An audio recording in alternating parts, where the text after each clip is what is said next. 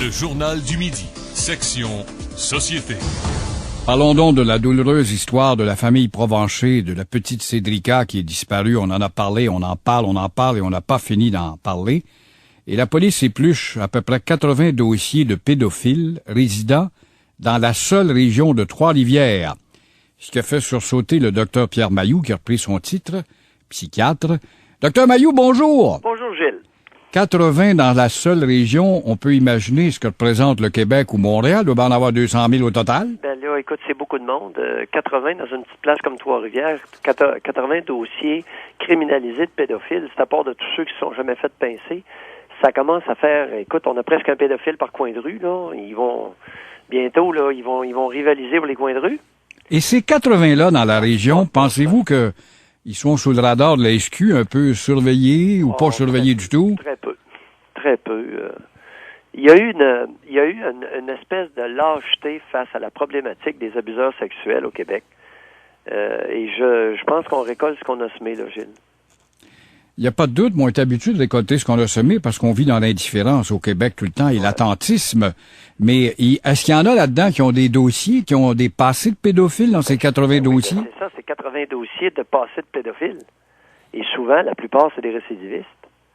Et vois-tu, il y a eu, à un moment donné, il y a eu une vague, il y a 20 ans, de prise en charge des pédophiles par des femmes. Et je trouve que ça a été une erreur monumentale. Les femmes ne comprennent pas. Écoute, encore aujourd'hui... Vous allez choquer féministes. Ah, écoute, encore aujourd'hui, Gilles, il y a des bonnes femmes qui me disent, oui, mais la sexualité, on a ça entre les deux oreilles. Mais you, espèce de barbare, pourquoi tu veux les castrer? Tu sais, écoute, la Québécoise moyenne ne comprend encore pas qu'un homme, sa sexualité, ça part d'entre les deux jambes, ça part des testicules, de la testostérone. On est en 2007, Gilles. Oui, d'accord, docteur, mais c'est commandé par le cerveau quand même. C'est comme lorsque j'ai mal au bout du pied, c'est le cerveau qui me le dit. Non. La sexualité n'est pas commandée. C'est la testostérone qui va donner le signal à ton cerveau de ressentir l'excitation. Et non pas l'inverse, mon Gilles.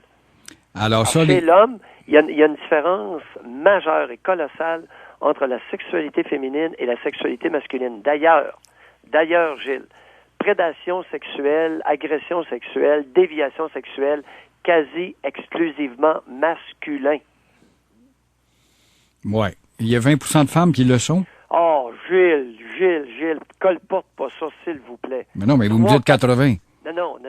Ben, écoute, plus que. Écoute, il y a à peine, dans les abus sexuels, il y a à peine 2, 3, 4% féminins.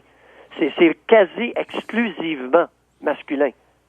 Et j'ai vu, Gilles, 2 cas de femmes pas prédateurs sexuels, ayant fait à une reprise des abus sexuels en 27 ans. J'en ai vu 2 cas, une déficiente intellectuelle et une femme qui était complètement psychotique, qui délirait. Et la castration, vous aviez tellement fait scandale et choqué les oreilles avec ça. Trouvez-vous qu'on commence à être un peu plus sensible à ce phénomène, étant donné qu'on en a une preuve maintenant qu'il s'agit de plusieurs dizaines de milliers? Oui, beaucoup. D'ailleurs, écoute, j'ai fait castrer mon 5e cas il y a 1 mois. Oui. Ça faisait 3 ans que j'essayais de trouver un chirurgien pour le castrer et celui qui m'avait déjà castré quelqu'un il y a 7 ans a accepté de le castrer et le type était tellement soulagé. Il était, Gilles, si tu savais le nom... Il vous dit pas, vous m'avez fait un tort considérable, m'avez enlevé le goût de la vie? Ben non! Vous m'avez libéré! Gilles. Oui, mais il peut vous dire, je suis un sans-âme maintenant, sans sentiment, je regarde les femmes défiler, les enfants ou les jeunes ou... Mais au contraire, Gilles, il est maintenant libre dans ses pensées, son imaginaire. Alors qu'il était complètement envahi et obsédé mentalement par l'abus sexuel. Un bon candidat pour être un gardien de soleil, ça? Non, c'est le contraire. C'est que ces personnes-là, après, on retrouve leur vie. C'est une libération incroyable pour ces individus-là que d'être castrés. Ils retrouvent la liberté d'être. Ouais. Est-ce que J'ai hâte qu'on comprenne ça un peu. Ouais. Et j'ai hâte que les savantes intervenantes viennent me consulter sur les effets de la castration. Parce que, Gilles, ce qui est ridicule, surtout à Montréal et dans le giron de Québec, c'est qu'il y a des individus qui commentent sur la castration alors qu'ils n'en savent strictement rien. Je suis le seul qui a fait castrer des individus au Québec. Et dans toute l'élite intellectuelle de l'intervention auprès des prédateurs sexuels, il n'y en a jamais un qui me consulte. Hey, c'est moi qui Oui, mais vos confrères psychiatres, qu'est-ce qu'ils disent, eux autres, là? Ben là, ils disent n'importe quoi, mais ils savent pas qu'est-ce que ça donne. Je suis le seul à en avoir fait. Oui, mais ils ont fait les mêmes observé études que les vous. résultats. Ils ont fait les mêmes études que vous. Mais oui, mais c'est pas dans les livres, c'est dans la vie. C'est à écouter les patients qui se sont fait castrer qu'on va découvrir ce que ça donne. Est-ce que, psychologiquement parlant, je reviens à la psychiatrie, le pédophile évolue parfois et délaisse le jeune et sa folie sexuelle s'adresse à des femmes plus adultes ou peut-être des gars? Gilles, en 27 ans, j'en ai pas encore vu un seul cas. Zéro. Zéro, en 27. La SQ, Et j'en ai vu un maudit paquet, Gilles. Oui, hein? Est-ce que la SQ vous consulte? Et les bonnes femmes à Montréal, les bonnes femmes qui interviennent auprès des prédateurs, la plupart veulent les recycler. Ils veulent prendre un prédateur sexuel, un pédophile ou un prédateur, un violeur, et le recycler en hétéro respectueux. Comment est-ce qu'on fait ça? Ben là, c'est leur thérapie de la parole. Gilles, ça n'a pas de bon sens dans les gros cas. C'est ridicule. Parce que prédateur un jour, pédophile un jour, pédophile toujours, OK? Tout ce qu'on peut faire avec les thérapeutes de la parole, c'est de les encadrer pour qu'ils puissent se retenir. Tu me suis? Oui. OK? Ça fait pas un hétéro adulte respectueux.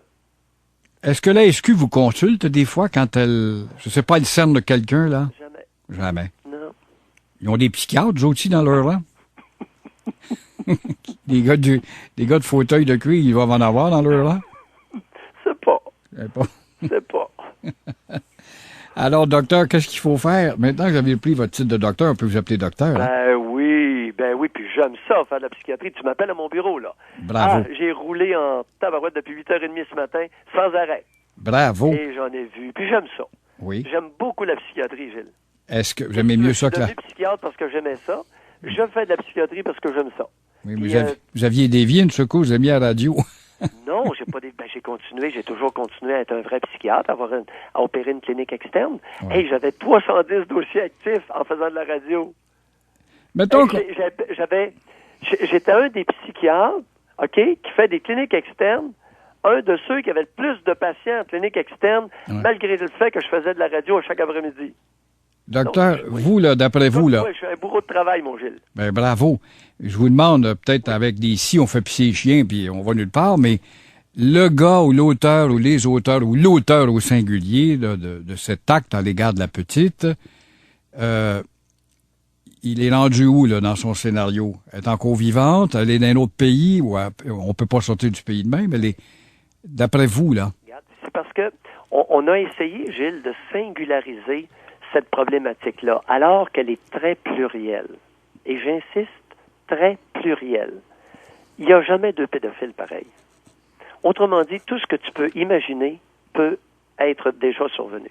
N'importe quoi. Oui, alors... Parce que la pédophilie, c'est pas un état d'être, c'est une déviation sexuelle. Mais est-ce que je et peux chaque aller... pédophile a sa personnalité, son quotient intellectuel, et ça, c'est à part de sa déviation. Et lorsque tu embarques dans la déviation, il n'y en a pas deux que c'est pareil. Tu comprends? Oui, mais je Il peux y en a qui aiment les petits gars, les petites filles, sans violence, avec violence. C'est qu'il n'y a jamais deux cas pareils. Alors, c'est une problématique d'individus, d'hommes, je dis bien d'hommes, extrêmement hétéroclites. Fait que ça dépend évidemment du degré de folie que le gars est atteint. Maintenant, est-ce qu'on peut pas imaginer que la petite, est-ce qu'on peut éliminer la petite après s'être s'en servi? Tout. Gilles, qu'est-ce que je t'ai dit? Tous les scénarios que tu peux imaginer, et même davantage, sont au menu.